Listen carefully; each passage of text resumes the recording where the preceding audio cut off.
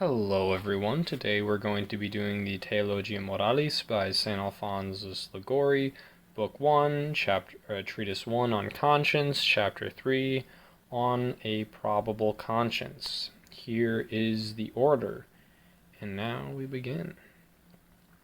What is a probable conscience? How many different species of probabilities are enumerated?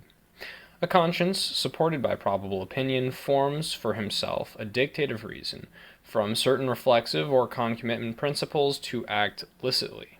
You'll notice that this idea of probability lines up as the correlate to the idea of doubt.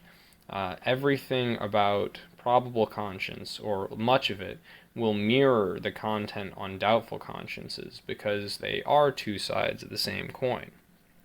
Now we have species of opinion. These are different kinds of probabilities. First, you have things that are tenuously probable with only a slight reason in their favor, but not nearly enough to convince a reasonable or prudent man. Then you have probable conscience that has a serious foundation, either in reason or authority, and would likely convince a prudent man. You have moral certainty, or a morally certain conscience, which excludes every prudent fear of falsity. And you have a safe conscience, which excludes every possible fear of sin. What is probability of fact, and what is law? Probability of fact is based on the abstract fact of the matter, while probability of law is about whether a certain action is licit. Probabilities of fact and law closely mirror doubts that are speculative and practical. Fact corresponds to speculation, law corresponds to practical doubt. If you don't know what these terms mean, you should look at the video on Chapter 2, which covers the content on doubt. It is never permitted to use probability of fact with the danger of harm to another.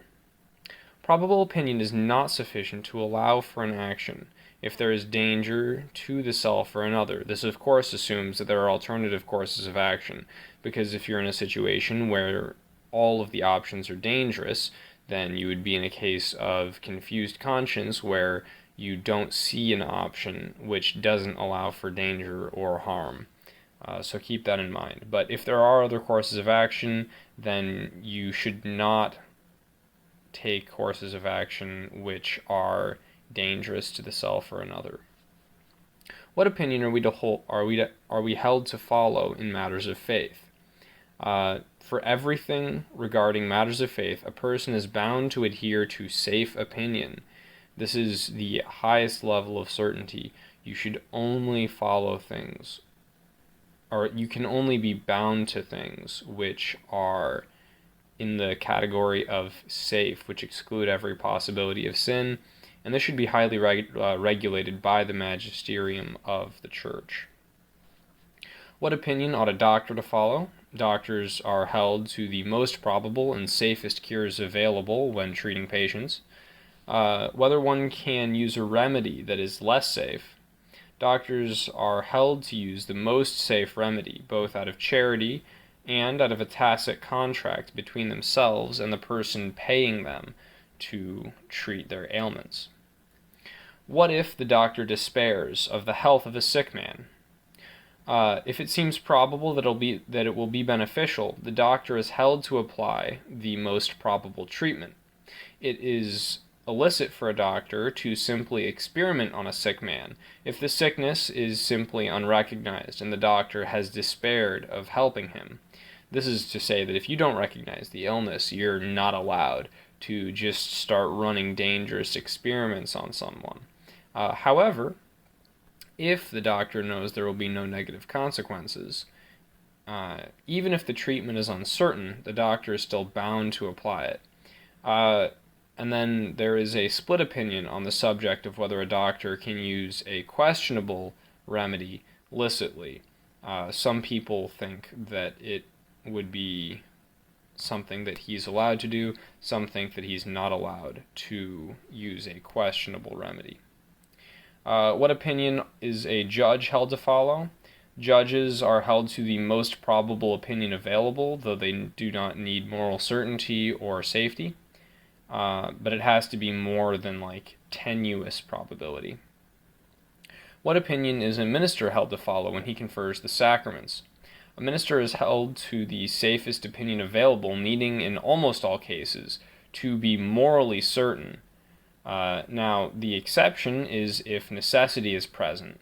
If there is extreme necessity, then that is sufficient cause for holding a less probable opinion, and also for the conditional conferment of a sacrament. If you're in a serious situation, say if someone is on the verge of death and you're not certain if they've been baptized, you can conditionally confer baptism upon them, or the priest can.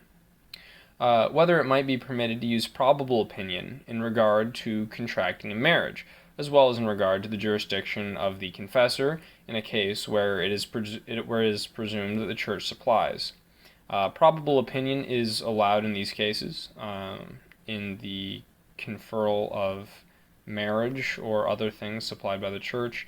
Probable opinion is all that is needed, not necessarily moral certainty or safety.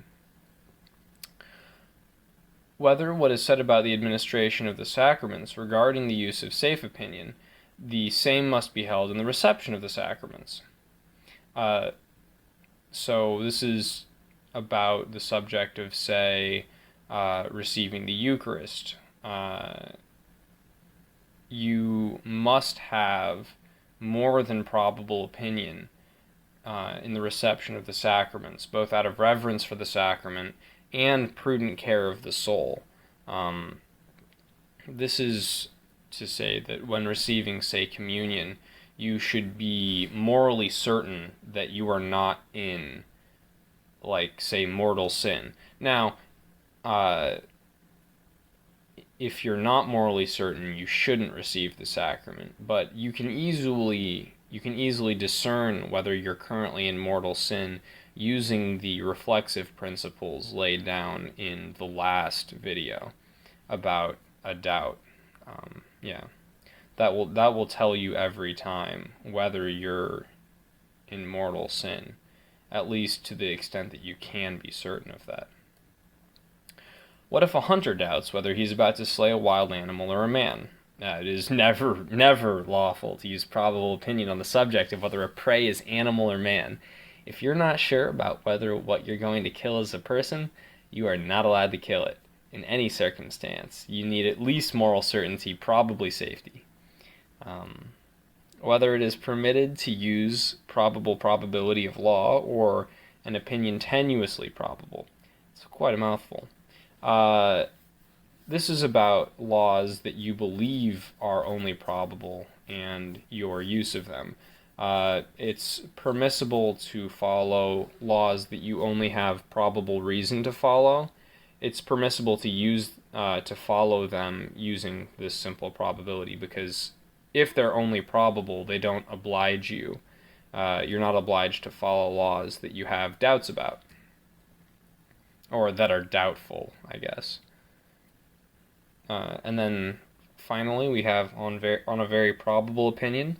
In the following of the law, in general, tenuous opinion is essentially worthless, so are less probable opinions. More probable opinions suffice for the following of a law. You can follow laws that you have probable opinion of that are on a solid foundation, and if you're morally certain about a law, or you believe there is safety in a law, then you are obliged to follow it. You may not fail to follow a law that you have moral certainty or safety about. Yeah, that'll be all for this video.